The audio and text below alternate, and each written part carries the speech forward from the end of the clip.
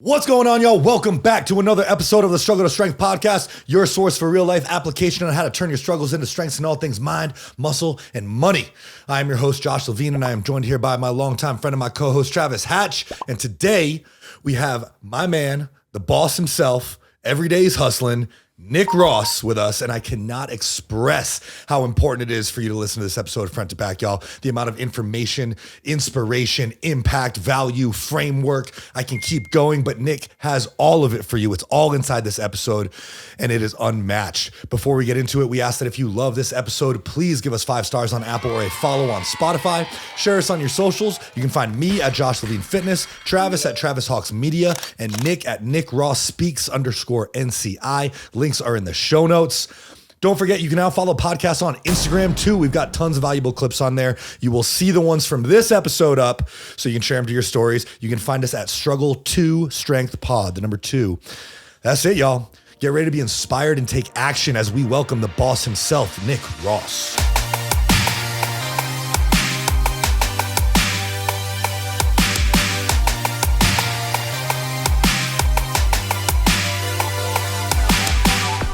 I'm really excited to have you on. You know, like we talked about before, your story quite well aligns with the title of our podcast, Struggle to Strength, and you have you're a great example of it, I guess is what I'm trying to say. So I know that you have a lot of value to bring to people, myself included, having met you through NCI. You've brought a lot of value to me, and so I just appreciate you coming on and being able to share that value with our listeners. I think it's going to be a great episode.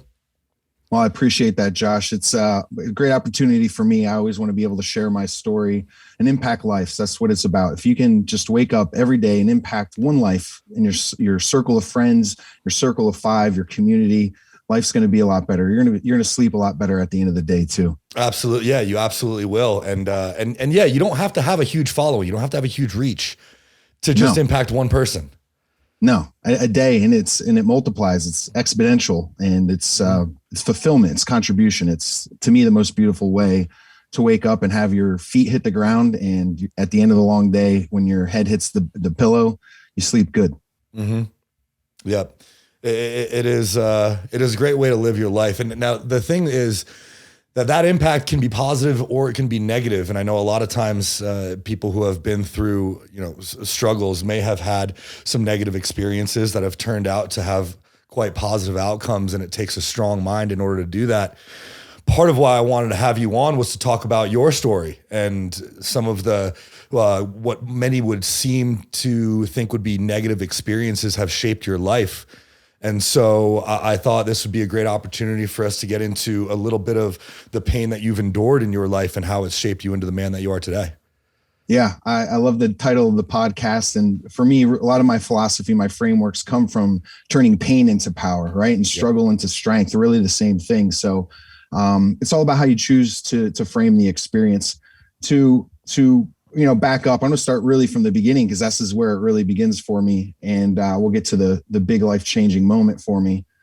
I was born in Northeast Pennsylvania in the Pocono Mountains to a mother who was a teenager. My mom got pregnant with me when she was 18 and had me when she was 19. And it was just me and her. My father was never around. He was in jail most of my life. Not probably the most violent man I've ever known in my life. And it was just me and my mom and my grandmother, and we lived on a horse farm. Both my mom and grandmother were dressage horse trainers. So we grew up primarily on about a 50-acre farm with about 25 horses. And there was a lot of work. From the age of 6 years old, there's probably some child labor laws being broken, I'm sure.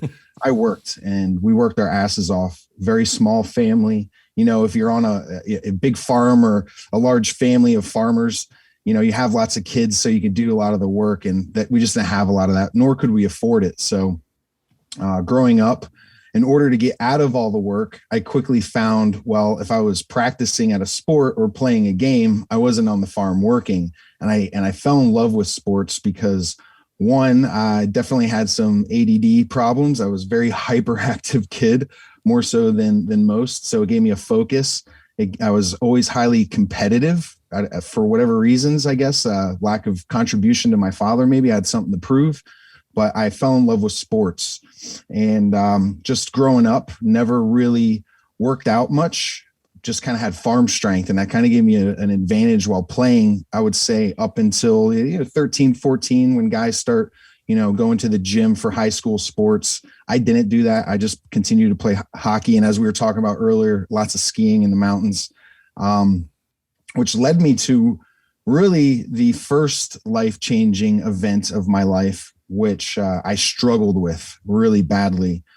When I was 16, I was in a very violent car accident. I was sitting in a passenger seat, and we got T-boned right where I was sitting, crossing a highway, a two-way highway at 60 miles an hour. I don't remember the whole day. I don't remember what happened. I don't remember days after, but I nearly lost my life that day at the age of 16.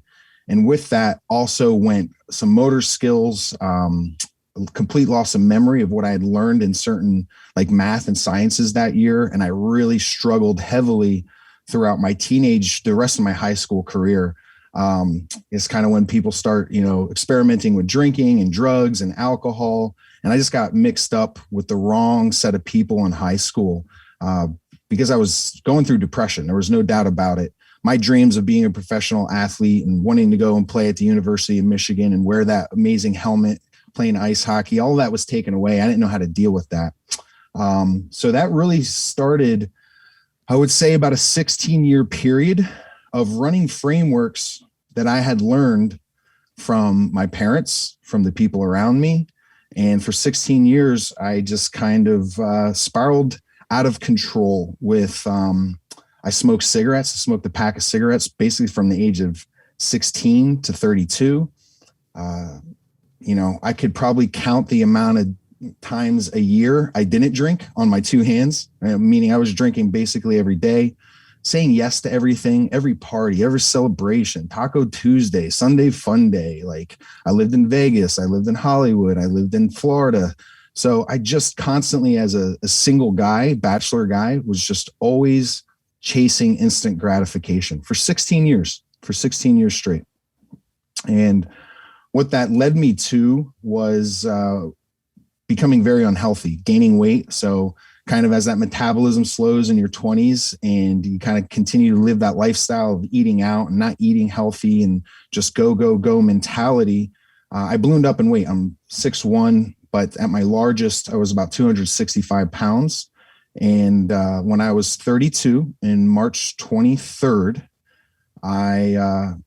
in 2016, I wasn't feeling something was calling in me that something was wrong with me. And I know this kind of sounds supernatural, but it's the truth. There was some kind of voice in me at this point in my life, at the age of 32, something just wasn't right. And that month was a pretty crazy month for me. The very first week of that March, I got the flu for the first time in my life. And it was one of the most god-awful experiences I've ever been through in my life. The following week, at the age of 32, I had all 4 wisdom teeth removed, right? Surgically removed. And I had this lump in my throat. And at that point in time, I'd actually quit smoking cigarettes for a year. But this lump wouldn't go away. So even I never went to the doctors in my 20s, like kind of you're that invincible guy, right? Even with health insurance. So I went and saw a doctor because I literally thought I had cancer in my throat from smoking all these years. And I went to go see her. She's like, no, you're fine. You just have an infection from the surgery and you were sick. Here's some antibiotics. But something still did not feel right at its core. So I went home later that night and was drinking, playing video games. I played Madden. I can't even tell you, I probably have mastery level of playing Madden throughout my 20s. Something I'm not proud of at this point in my life, I promise you. And probably around midnight, I went and I took a shower. And as I was drying myself off, and around my groin area, I felt a lump on one of my testicles. And I will remember at that point, just feeling my heart just instantaneously sink, like that just sick feeling, like bam. So I laid in bed and I'm like examining myself, and it's like going through, not to be overly graphic, but the lump is going through both sides of one testicle. And what do at that time of night? You jump on WebMD, right? And that is the worst thing to do. But what it said is basically, if you're touching the tumor and it does not hurt, it is most likely, cancer or some kind of benign tumor. If it does hurt, it could be some kind of like urinary tract infection or something else going on, right? Didn't hurt. So I did not sleep. And that was a Thursday night bleeding into Friday morning. And from there, I called Urology Associates, which is a network in Nashville of like 30 urologists. And of course, it's Friday morning. There is no appointments to be had. They're all booked out. And I remember vividly crying on the phone to the woman like who books the calls or books the appointments. I'm like, I think I have cancer. Please, if you could find anyone I could see me today, I'd really appreciate it. A few hours later, she called me back and said, there's a doctor, Dr. Balsante. He was a young doctor as well. And he's going to see you on his lunch break. He's just going to skip his lunch. So I drove down there and really,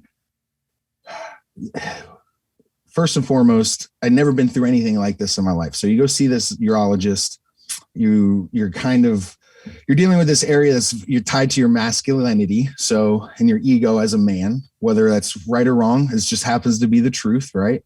And just being there, just remember feeling extremely embarrassed and vulnerable, helpless. Right. And he goes and examines it. And I knew exactly, like I could see him, I could see it in his eyes that something was seriously wrong. From there, you get, not a CAT scan, but what do they do when ultrasound? So they ultrasound it and they're like, hey, it's Friday. We need to have the ultrasounds looked at by an oncologist. We'll call you on Monday or we'll talk to you on Monday. I drove home about 45 minutes from the doctor's office, at which point he called me, which I know to this point in time is it's not like within the ethics of being a doctor. You don't call someone and give them a really heavy diagnosis, but because of the severity of what they saw, they had to call me and tell me. So it's 5 years later, guys. It's still hard to talk about. That I had cancer, right, and I had surgery on Monday. So that was, that was the hardest phone call in my life, right there. Man, that weekend must have been absolutely horrifying. Waiting from Friday to Monday. Instantaneously, you call your mom, right? Yep. Then I worked for a company for 15 years, and the men that ran that company, they're fathers to me, right? I called them. I called your friends, right? And good friends, they show up. They show up with a bottle of Jameson and a 24-pack of beer, and you put on some music, and you just don't think about it. I didn't want to think about it until I was in the surgery room. Yep. Yeah, that's heavy, man. That's deep. And of course, like you mentioned, it's life-changing. Did you think about did you struggle with whether or not it was like something that you did or did it why is this happening? Why is this happening to me? Kind of thing. That's the very, very, very first thing that went through my head, that I had done this to myself. From the life that I had lived, the habits, the frameworks that I had learned and that I had run since I was 16, right? There was always just a lot of drinking, smoking, partying, going around within my own family, friends. That was kind of like socially acceptable, as farm kids growing up in the country, you start drinking in the cornfields on the weekends and quarries and different things like that. And I was just stuck, not realizing that I was stuck. And, I think really one of the most toxic negative emotions is shame. I mean, shame can crush a man, rejection and shame together, and they're kind of tied together. But instantaneously, I blamed myself. It is very, very, very hard to process that there's something in your body that wants to kill you. And its only job is to do that. And hey, by the way, I'm not going to tell you, because cancer's a coward, right? And it never gives you any signs or warnings. It's there. And sometimes it's there you find out too late. I don't know what, a lot of guys in this situation, they won't go see the doctor, right? And it becomes too late. For me, the size of the tumor that was in me, they estimated it was in there for 2 to 3 months. It was a highly aggressive form of, so my tumor was made up of 3 forms of cancer. 2 of them were extremely aggressive, extremely rare forms of cancer. So, in the spectrum of cancer, testicular cancer survival rates are really good with the medicines and everything going on. But my particular case and where it was located on my testicle was also part of my lymphatic system, which is tied to all your organs, right? And so they were highly concerned that one little tiny cancer tumor breaks off from that and it's in all of your organs. So I was told that if I had not gone when I had gone and found it when I had found it, in another 2 months, my survival rate would have been in the single digits. Wow.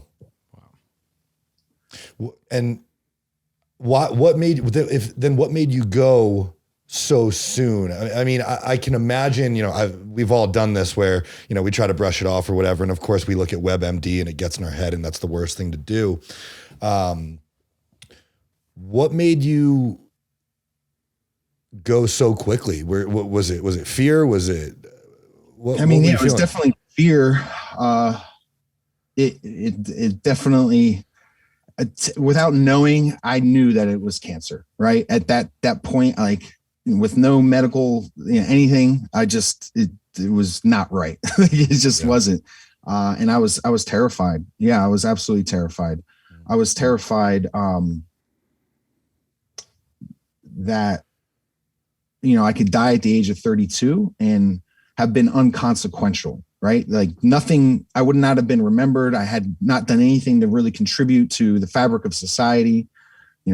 My name, my legacy would have not rippled on through eternity, right? I just would have been a name on a piece of cement at the end of the day. That drives me crazy still to this day. Like if I didn't, I still think about like, what the fuck would you have done during those 2 months? Right? You would have done the same thing you were doing every single day, which was clock in, clock out, trade hours for dollars for some other company to make millions of dollars, be miserable, have toxic relationships because you drank all the time and you're usually hungover, fulfill the hangovers with playing video games because you're too tired to do anything else and eating like a dick because you didn't want to cook, right? And just doing that almost every day for years and years and years. That shit haunts the living fuck out of me. Like that's why I wake up every day. That's why I'm grateful to wake up every day. That gift of just a second chance, a second at bat. I really feel I already had 2 chances. The car accident. I had to be ripped out of jaws of life out of that car. And then this. But even at that age, like the teen, when you're a teenager, that young age, I feel like even if you confront that type of thing, it's hard to comprehend it. I don't think you get it. Versus at age, 30, when it's a little bit older, you still probably you don't really think about death at all in your 20s, especially as like a man. You don't think about it at all, like that it's an option.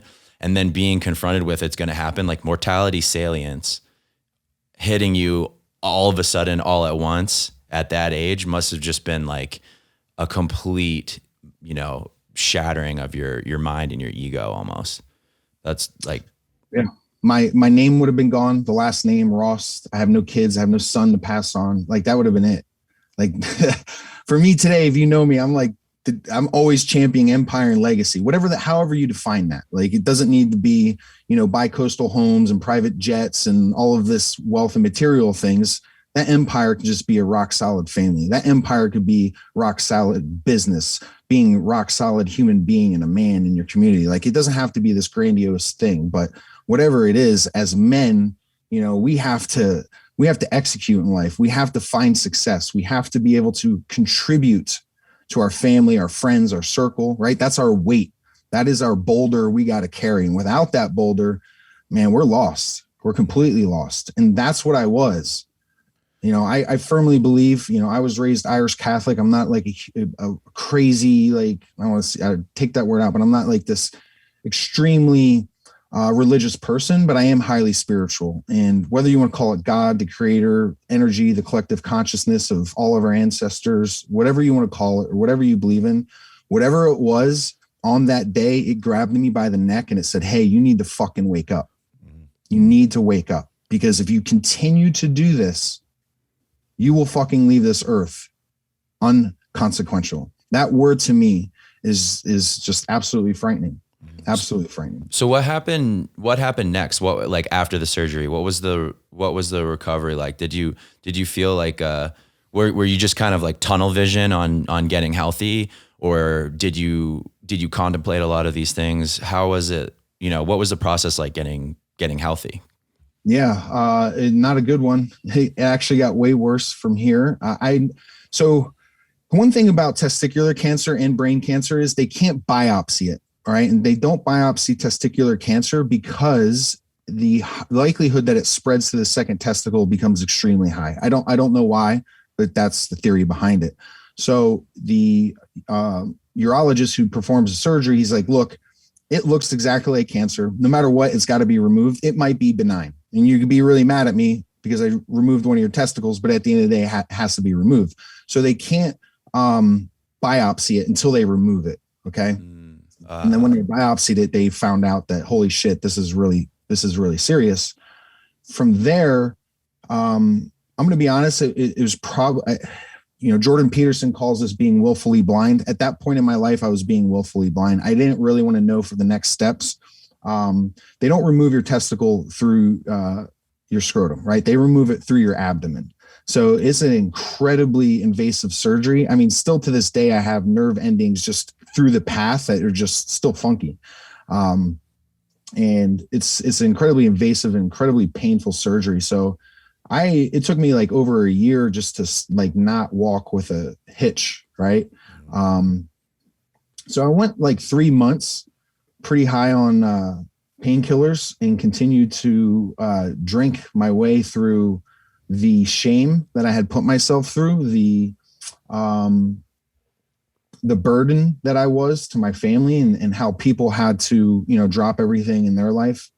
So I really just like through the surgery and the first 3 months of the recovery, just self-medicated, unfortunately, but continued to run frameworks, right? Once again, a framework is defined as a systemized process that gets you a consistent result. So there's positive and negative frameworks, right? There's frameworks, as you know, to be highly successful, to lose weight, to build a business, for your marketing campaign, for your sales, for everything in life. Everything has a framework. Also the negative habits. So I was running these negative, basically feedback loops of my life, just over and over and over and over and over again. So I didn't wake up initially. It took more, unfortunately, or fortunately. From there, I didn't really know. I knew I had to go see an oncologist and there would be some kind of chemo, but I didn't know really the depth of it. So about 3 months later, I went and saw, after just recovering, I went to go see the oncologist, which I probably should have done months prior to this, to be honest. And at that point, luckily I live in Nashville, some of the best hospitals in the world. And the hospital that was closest to me is one of the top, is Sarah Cannon Cancer Institute, which is one of the top cancer institutions in the country. Dr. Hemphill, my oncologist, man, just rock solid, man. I love that guy. So you go to see him, and they, the nurses, they like bring you these books like this. For each drug you get, you have to sign off on waivers like this. And so I had to take 3 different types of chemo drugs, and they scale chemo light to heavy. And so I'm on the heaviest end of my chemo plan, not really prepared for what's going to happen next. The nurses are like, don't worry, you're not going to get sick. We got these drugs we give you so you don't throw up, you don't get sick. You're going to be fine. You're 32. You're a tough guy. You're strong. And that was not the case whatsoever. At that point, it hit me like a Mack truck. My grandfather had died, not from cancer, but from getting ill So as you may or may not know, if you take chemotherapy, it destroys your immune system, destroys all your white blood cells. So you have nothing to fight off even the mildest cold. You know, you get a headache while you're on chemo, it's pretty serious, or a fever. And so I was really, really scared. I'll never forget just like bawling my eyes out in this little tiny medical room. And Dr. Hemphill left, and the door shut, and I'm literally contemplating mortality in my life. And I'll never forget this. The door opened back up. He poked his head back around, seemingly as to sense like that I'm just completely destroyed at this point. And he looks at me and he goes, "Hey kid, you're going to live." That was it. And he shut the door. And that's what I needed at that moment of time. I'll never forget that.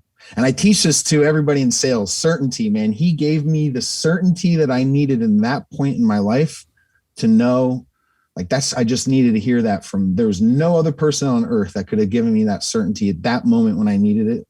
And I'll never forget that moment. It was probably the greatest gift he ever gave me. Yeah. And such a small thing with such a big impact and exactly what you needed. That's amazing. Yeah, then, absolute certainty. And then from there, it's like, so you're going to live. And then from there, it's like, so how are you going to live? Yeah. What's your life going to be like? Because I'm sure all you wanted to do was survive. Like, that's it. You just want to be alive at that point. But then, like, do you think, was that the catalyst for the change? Was the fact that you were going to live? Or what went through your head to turn you into the person that you are now? Yeah. Three major events happened when I went through chemo. So my chemo was 5 days a week, 8 hours a day, every other week for 2 months. All right. So I went to work, man. I clocked in and I clocked out. In the weeks that I did not have a chemo cycle, I actually went to my real job and my day job and continued to work. What was your day job? At that point in time in my life, I was general manager of the largest music instrument retail store in the South here in Nashville. So, you know, I had sales staff of 20 people, about 20 teachers, full operations crew, shipping crews. It was a 40,000 square foot store with a lot of employees and customers selling instruments in Nashville. So busy as well. But yeah, that was the day job. Wow. And you were doing that every other week. Yeah, for 2 months. So the big catalysts for me were, one, sitting there 5 days a week, 8 hours a day, and just watching. This is by far, like, watching people just wither away, like watching them over a course of a month. Like, you know, I have no idea if these people survived. In my heart and soul, I hope they're still here with us. But that was really, really difficult to watch. People literally just shrink away to like skeletons, you know, bags and just things just coming out all. It's just, and I sat there and like, you can't move. You just, you know, mind you, when you're getting chemo, I was on a floor with like about 100 other people. This is every day. And then you're watching these people come in and out and in and out. And I sat there from bell to bell, you know, all 8 hours they were open. And it just takes your toll to watch people just become that weak. It's crazy. It's here I am, you know, you're with in them. This one little chemo ward in the city, in this continent, like, and it's just going on everywhere, right? It's like this, here I am just in this one floor, and there's hundreds of people coming in a day to survive cancer. And like, you think about the huge, massive numbers around the country and the world that are going through this. It's really, it's heavy. You know, a lot of people also fight survivor's guilt. I never had that problem, but I definitely had a lot of shame for doing it, feeling and blaming myself for the position that I was in. That was heavy for me. That was really, I still use that. Like when I really fucking need it, when I don't want to do the extra rep, when I don't want to do the cardio, when I don't want to make the extra phone call, when I don't want to get up on the first alarm, those are the people that I really think about, because you know, regardless if they're here or not, I got to continue to be a warrior. Right. the second major thing that happened was I couldn't afford this. I had insurance, but even with the insurance, the deductible was insane.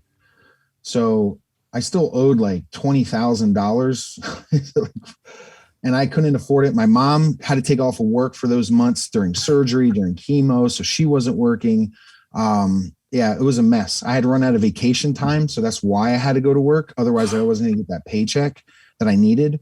So just being a highly prideful man, I hate asking for help. I'm definitely an alpha male, highly super competitive person, and I'll usually figure out how to do it myself. But, just seeing what it was also doing to my mother and my family, they encouraged me to post a GoFundMe. And within 48 hours, it had raised tens of thousands of dollars. That was the hardest thing for me to ever accept in my life. I tell people to this day, that night that all happened was harder for me to accept than the cancer diagnosis itself, because I could not believe that people, complete strangers, people that I thought hated me, people who I had not talked to in 15 years, that maybe I got in a fist fight in high school with, and I was like, stupid thing. My high school principal, who I made his life a complete living hell, I'll never forget, donated more money than I would ever be comfortable with, still to this day. People anonymous, it changed my heart in that very instant. And I'll never forget, I hit my knees and I swore to God, I said, you give me a second at bat at life, and I swear I will use my few areas of giftedness to serve other people.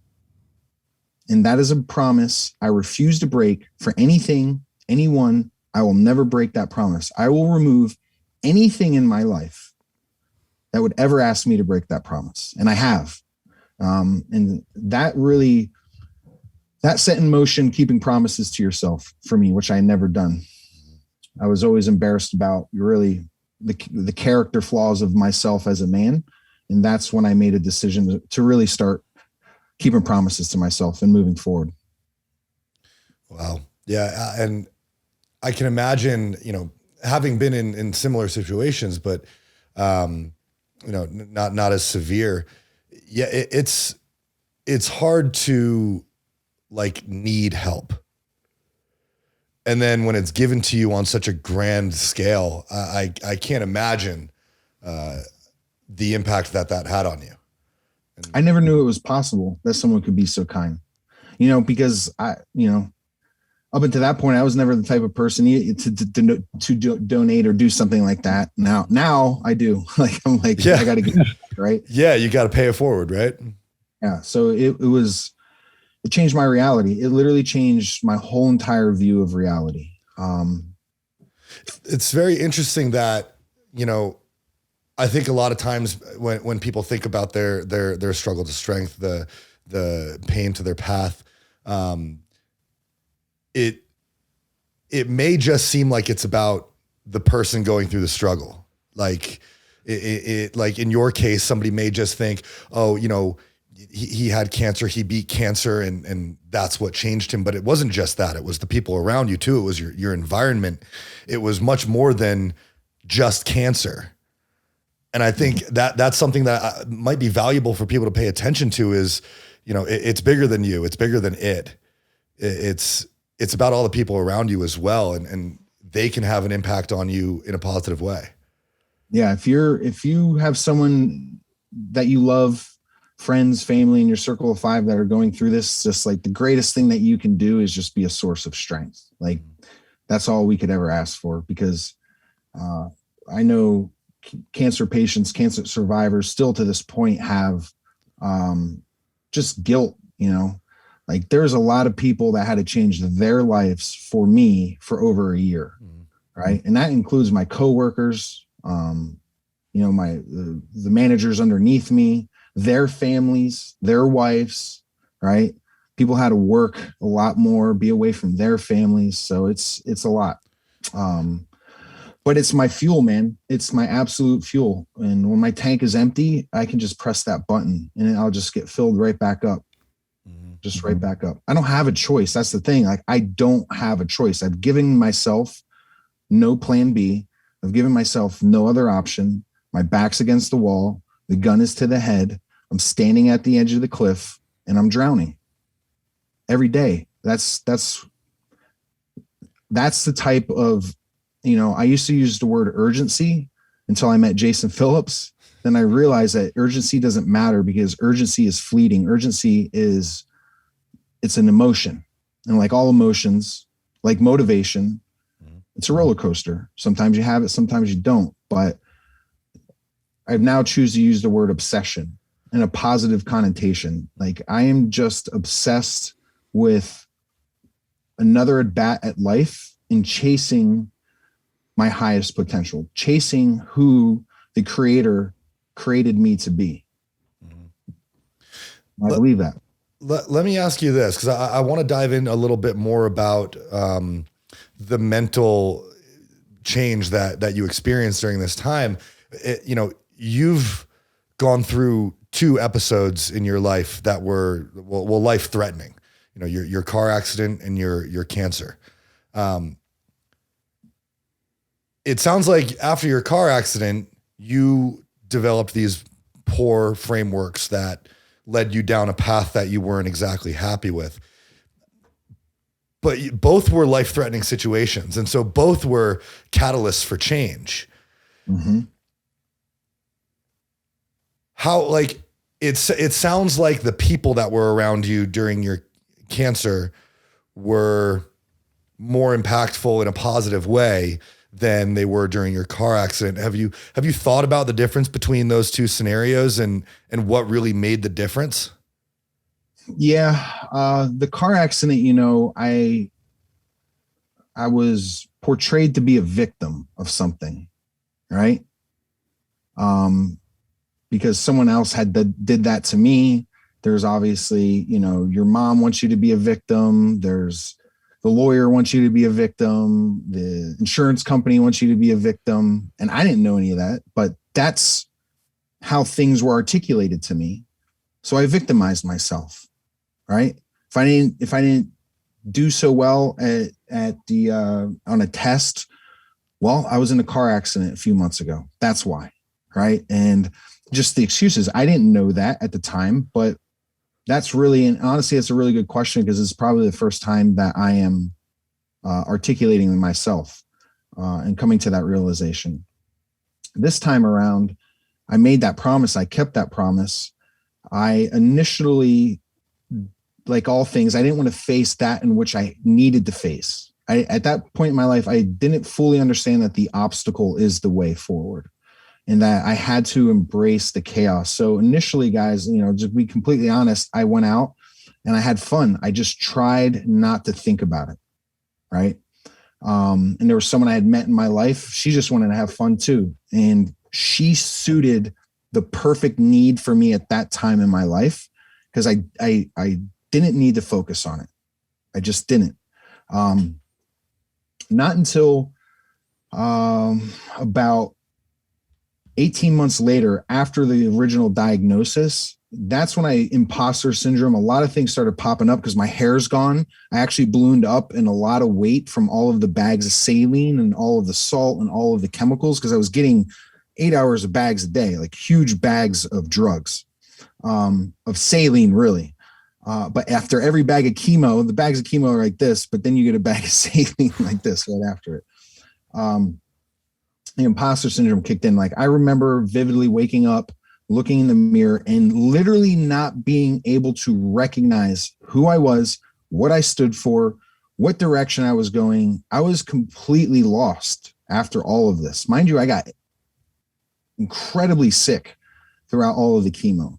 Like all of the things they said they weren't going to happen, they all happened, including just an intense ringing in my ears nonstop. Louder than the sound of a shower, louder than you can comfortably go to sleep with the TV volume on to try to drown it out. Sores all in your mouth, hair loss, nonstop. I would produce saliva, like my mouth would never stop watering. It was insane. And, just being incredibly tired, weak, not being able to eat. And this going on for quite some time, plus painkillers and all the medicines, inflammation. I remember waking up and I just being sick of it, just being completely, absolutely, I cannot take this any longer. This is where change happens, where the current pain of the current pain that you're in exceeds the perceived pain of change. So at that point, I reached out to someone that I knew was in health and fitness. At this point in my life, I had not been in a gym in over 16 years. I did not know what a food label was, and I could not tell you what a macronutrient was, like no clue. But someone's like, hey, you need to hire an online nutrition coach. I didn't even know what all of those terms meant, but I called him. He was a fiery guy, kind of grabbed my face mask, like right here. I like that about him. His name's Jeff Black. And he absolutely changed my life. For 4 years, we worked together. He was my coach. We're both here in Nashville. So he coached me on an online platform, but we've always worked together in person as well. And that started the transformation in my life. That call, investing, one, I didn't even have the money to pay Jeff. Two, I had no clue what I was doing. But the day that I paid for Jeff, like on a maxed out credit card, I went down into like the local Nike outlet, and I spent even more money to buy like Nike clothes and shoes. So I felt comfortable in the gym, right? Just complete ego stuff, but it made me feel good. And I knew if I invested money I didn't have, I'd be really pissed off on myself for not going and taking advantage of it. And that really started my transformation over a 4-year journey. Within that, I just started craving self-development information. I like to call it self-management. And leadership. Those were the two big areas simultaneously when I started working out to really start and kick off the transformation. So for those of us who know Jeff Black, did you connect with him because of his story, or how did you find him? What was that like? So the girl that, so I met this girl literally a day before I started chemotherapy. All right. Wow. Single mom. Her name's Lindsay. And Lindsay used to coach with Jeff. Right. And so I didn't know that at the time, but we started dating, and God bless her. She started dating this guy that just had surgery, just lost one of his testicles, is about to start chemotherapy. And she's known him all for like 24, 48 hour period. And we wrote it out together. Like she just was the perfect thing that I needed in that time of my life. And I will always thank her for that. I believe she's a saint for what she did, on top of being a single mother. All right. But she introduced me to him actually, and it's like, hey, you should go see Jeff. And that's how it all kicked off. And I remember the first time meeting Jeff, and if you're a coach, I coach coaches all the time. I tell you guys this all the time.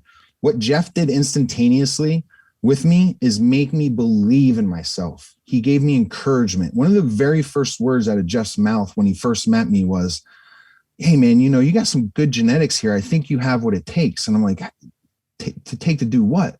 He's like, I think you could do bodybuilding someday. And this is like 4 years before I ever even thought about it. Like he implanted that vision into my head.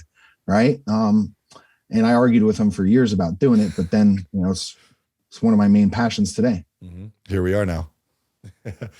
So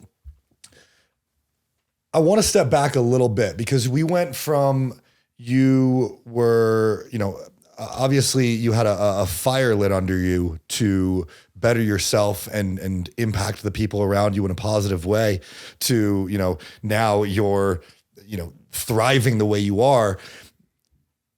What was the process like going from like a day at a time, just want to survive, to where you're at now? Was mentally, what did you go through during that time, and how did you go overcome those obstacles? Because that's a really challenging place to be, of just trying to survive one day at a time, just try to get through the next step, to now where you're thriving, you're impacting people in an incredibly positive way. You have meaningful relationships in your life, and you're like you would say, you're a rock solid man. Thank you. So the greatest lesson cancer ever taught me is that when I wanted one thing, which is when I wanted to survive, and I was willing to do anything that it took to survive, right? Because a sick man wants but one thing. right? But a healthy man, he wants everything. And because the healthy man wants everything, he gets nothing because he doesn't focus on that target. He doesn't have his path. He doesn't have his direction. He doesn't have his target in which to aim for.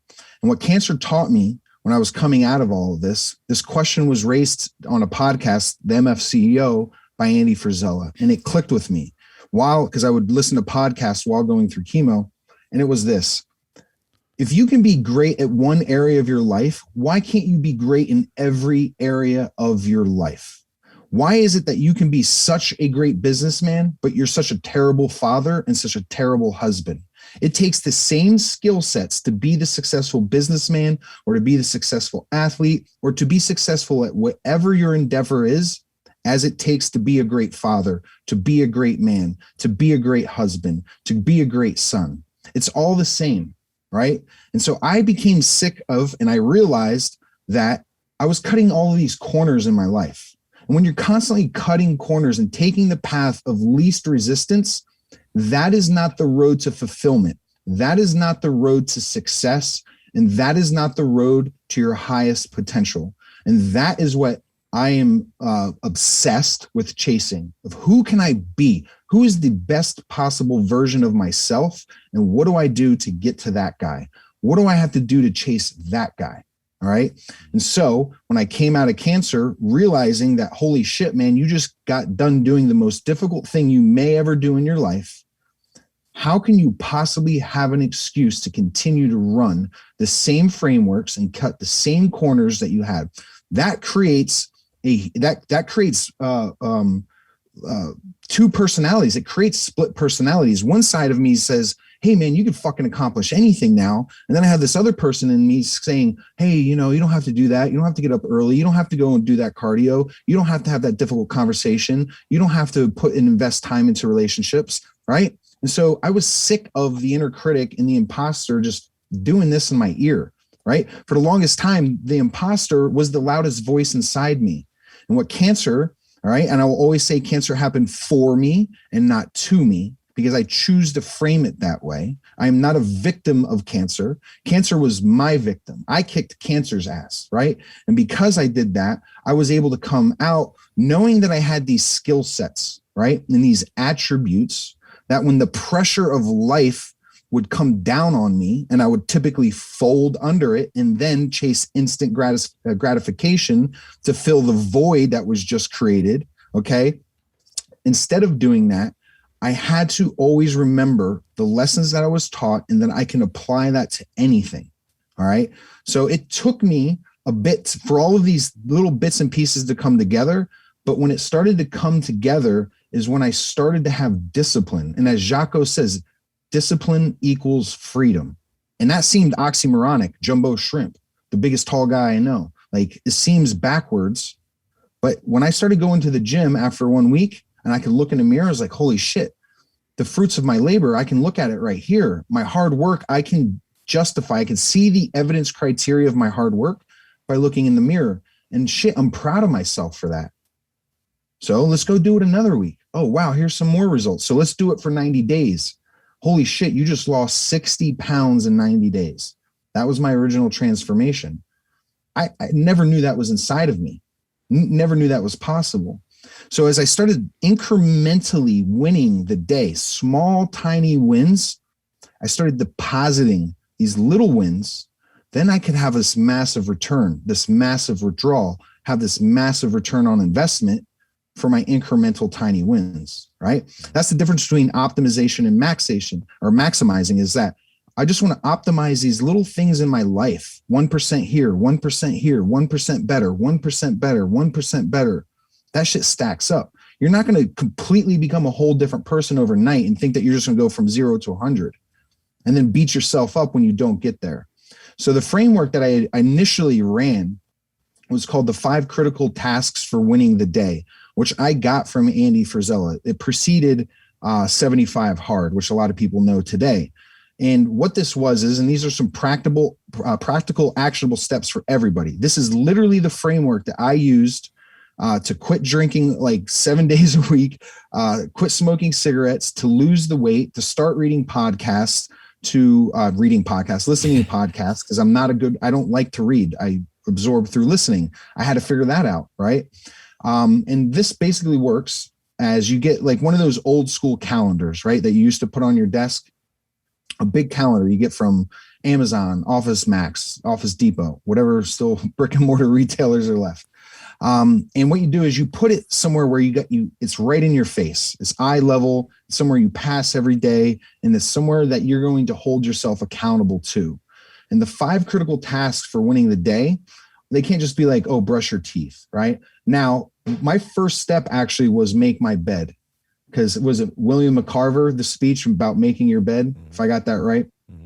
Because I wanted to make my bed every day. And I suggest that to a lot of men. Make your bed, first win of the day. And if you win nothing else, at least you come home to a comfortable made bed at the end of a bad day, right? So for me, like step 1 was make my bed. It was make sure you eat your meal plan, make sure you do your cardio, make sure you do your workout, and listen to 30 minutes of self-development podcast, right? And the way it works is if you get all 5 of those things done in the first 4 hours of your day, you won the day. I don't care what you do. Like, don't go on a bender and ruin your life and get in a car accident. That doesn't make sense. Do things that are still productive, but you won the day. So no matter what happened, you can have the success and feeling knowing I did what I needed to do today, right? And then what you do is you write a big W and you circle that W. Now, if you get 4 out of the 5 things done, I don't care. You lost the day. That's an L. Right? And what we want to do is gradually get more W's per week than we get L's. So for a lot of people, that's going to look like 4 wins and 3 losses. Great. You won the week. We won the week. We want a little bit more consistency, but at least we won the week. And eventually you'll get 7 days in a row. And eventually you get 14 days in a row. And so the idea is if you perform like make the bed 21 days in a row, on the 22nd day, we remove it and we add a new skill set or habit that we want to form, right? And I ran this model for over a year of my life. And it was one of the most basic, but I could also sit here and hold myself accountable. This big calendar, use a Sharpie so it's big and you can see the L's and you can see the W's. And you can quantify like, hey, I won the month. I'm proud of that. And you deserve that. You need to feel those wins. But the wins are the inertia. They are the momentum, right, that you need to help you move forward. You just got to get that rock pushed in the right direction.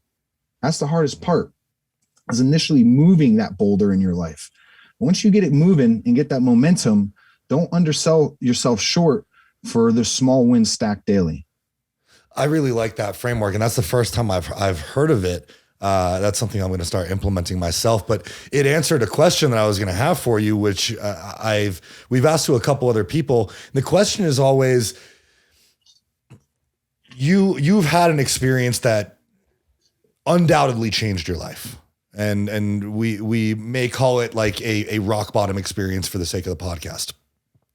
And the question that we usually get is, do you have to have a rock bottom experience or something severe happen to you in order to make that change? But you've just answered the question. No, you can just decide to start doing it right now with something as simple as the 5 critical tasks of the day.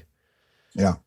At the last presentation I did, I ended it with saying this: you do not need to go through a near-death experience to make the change and transformation in your life that you need. Unfortunately, someone's got to die in a family. Someone's got to get ill or sick. Someone's got to go through divorce, bankruptcy, got to get cheated on, has to hurt themselves, get locked up in jail, go through drug overdose, like some just major chaos in their life to want to move forward. But you don't need to do that, because human beings do something called modeling. I'm not talking about looking beautiful on the cover of a magazine.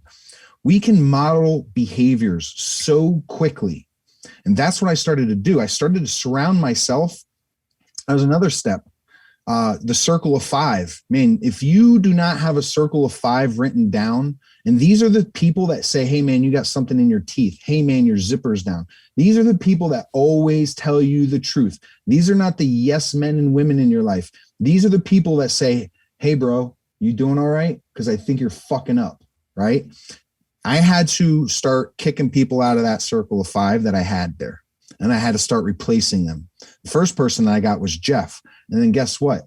Jeff started introducing me to more people, and then those people introduced me to more people, right? And then eventually I made it, and 4 years later, I met Jason, NCI, you, this big, beautiful community of people that I love that are my family, the family I never had. But that started also those two processes. One, actually, the first was Circle of Five. I don't give a shit what you do in your daily tasks.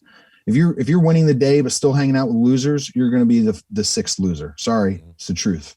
So really establishing that Circle of Five, the critical task for winning the day, and just doubling down on your strengths. Really, I was like, I have all these shortcomings. I have all these flaws. I'm going to really work on my strengths and put myself in an area of strength rather than trying to continually fix what I think is broken inside me.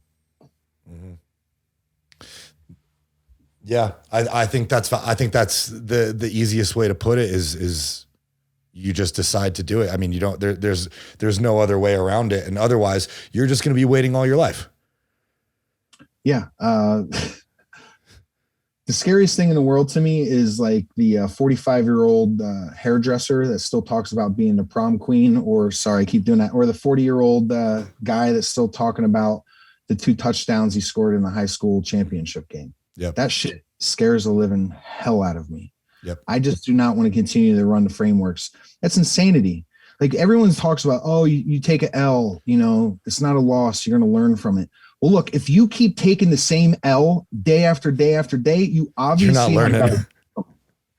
Yeah, you haven't learned anything from it. No. And that's insanity. That's the definition of sanity. Doing the same thing over and over again, expecting a different result. And so much of this comes down to our behavior and understanding the mind and understanding how the brain is wires and fires and triggers itself, right? It's a muscle. It's literally nerve endings that when they fire together, they wire together, and that becomes the behavior. Habits are just behaviors repeated so many times that they now become automatic, but they can be broken through frameworks of success, of just being aware of what's happening. Like, what's cueing you to always run towards instant gratification? What is that? What feeling is making you do that over and over and over again? And then I had to analyze, and I don't know where I got this from, but I love this saying is, how are my choices today going to make me feel tomorrow? Right? And so many times I would run a framework of kick ass Monday through 5:30 p.m. Like, those are my kick ass parts of the week. I'd work my ass off. But once 5:30 p.m. Friday came and I clocked out, I was a completely different person. I was doing all of these things that never served me. It didn't help me, wasting God knows how many thousands of dollars a year, having fun, going out, going to restaurants, going to bars, going to clubs, hanging out with people. And then how would I feel the next day when I woke up? I'd feel like fucking shit. And the older you get, now you're not able to crush it Monday and Tuesday. Now you're only crushing it Wednesday, Thursday, and half of Friday. Right. Yeah. And because the weekend bleeds into half your week. Yeah. And Friday starts at noon. So you're like, okay, so you've got 3 days a week where you can be productive. Like, yeah. And then multiply that times 52 weeks and then multiply that times all the days you were fucking off times 52 weeks. It's like, I think I just heard Michael Phelps say that one of his keys to success was that he trained 7 days a week, which for swimmers was said, you cannot do that. Right. But if you took a day off, he said it was equivalent to missing 2 practices. And so he would train 7 days a week because he would get those extra reps, that one day, that extra set. And we all look at the success of what he had and what he's done. Yeah. Not taking days off, like continuing to press forward. And what you learn is like, holy shit, I can do this. It's not as hard as I initially thought it was. I also learned. You normalize that. It becomes who you are. How do you, and I hate to have to use this word, but in health and fitness, there is a rest recovery ratio that is required in order to be your best and reach your goals. And the word that I hate to use is balance, because if you want to be great, then I think balance is something that's very difficult to achieve. But if you're on all the time, have you found that you've gotten caught up in always looking for what's next? or have you been able to appreciate where you're at? You know, I probably have an unpopular opinion with this because I don't have a choice, guys. You ask me that, there's only one option I have. I have to chase greatness every day. Now, do I do that every day? Do I still struggle? Do I still have my plays off? Absolutely. I'm not going to sit here. I'm not nowhere near who I'm going to be one day. You know, it's David Goggins that says, look, if you want to be a balanced person, get the fuck out of here. You need to be on the extreme. You need to be on the edge. You need to be where people don't like you and don't want to be around you because you're doing things that intimidate them, right? That make them uncomfortable. That's what I want. And I know that's not for everybody, but you can apply that too, still to being if you want to be this balanced husband all the time, are you being the greatest husband that you can be all the time? And I'm not saying modulate from the worst to the best, but just try to be the best at whatever you can be every single day. Isn't it easier to be something?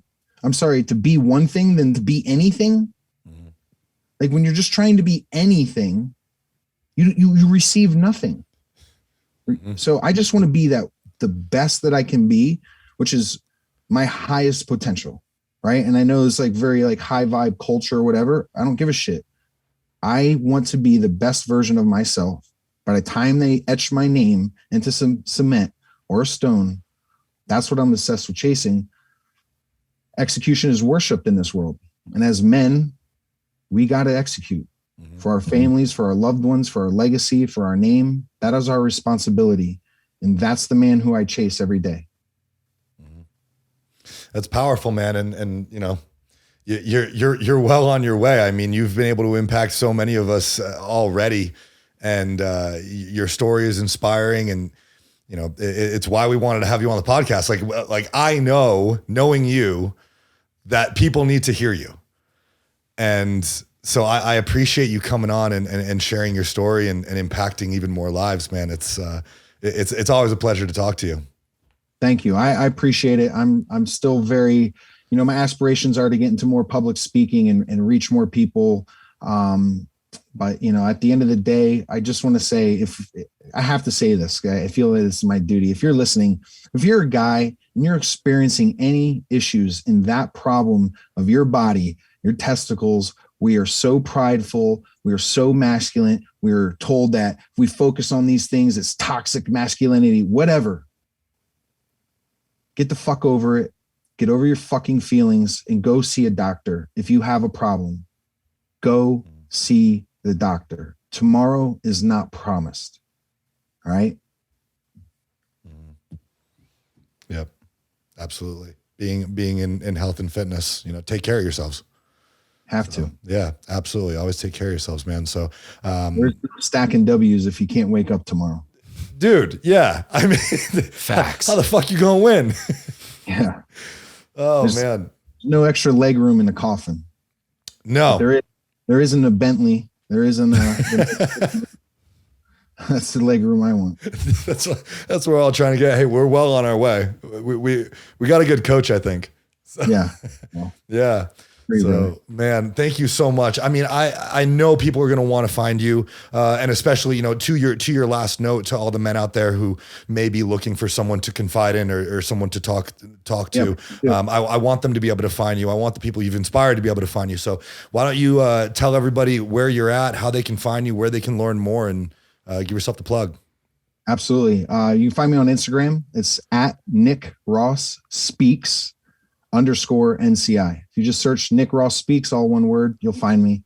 And I've recently got into like really making motivational videos. I really gotten into creating content. So you can find me on TikTok as well. I won't be dancing or singing or doing lip syncing, but we're having fun motivating. Yeah. You won't know dancing, but you will have a fire lit under your ass. That's right. For sure. For sure. So yeah, I've been loving the content lately, man. I'm excited for more. Thanks. And of course, I will see you in Chicago next, I believe. And of course at all the other NCI events. But when you come out to Colorado, you're going to have to let me know. We'll get some, we're gonna do some hit the slopes for sure. We'll get some turns in, man. Yeah, absolutely. You just tell me when. I will. No, definitely. It's happening. Yeah. All right. Well, thank you, Nick. And thank you everybody for tuning in to another episode of the Struggle to Strength podcast. I really hope you enjoyed this one. I don't see how you couldn't have. Go follow Nick. You can always follow us. We'll have more for you, and we will see you next week.